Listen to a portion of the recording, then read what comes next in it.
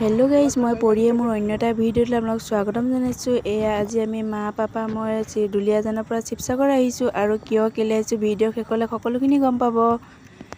আৰু অকল আহি থাকিলেই নহ'ব ন, কিবা এটা খাওঁ লাগে। এইকাৰণে আমি হোটেলত সোমাই এতিয়া চাহ খাই লৈছোঁ। আৰু চাওকচোন, অকণমান আগলৈকে মোৰ কিমান ভাল লাগি আছিল, এতিয়া অৱস্থা বেয়া হৈ গৈছে। কাৰণ কিয় গম পাইছে, মই যে খিৰিকী খুলি পূৰা ঠাণ্ডা বতাহ লৈ আছিলোঁ, এতিয়া অৱস্থা বেয়া হৈ গ'ল, দেখিছেনে বাৰু। আৰু আমি ফাইনেলি আহি পাই গ'লোহি। আমি আহিছোঁ আমাৰ ককা এজন ঢুকালে, ককা সকাম খাবলৈ আহিছোঁ আমি। আৰু সকামৰ যিমানখিনি পাৰোঁ সিমানখিনি দেখাবলৈ আপোনালোকক চেষ্টা কৰিম।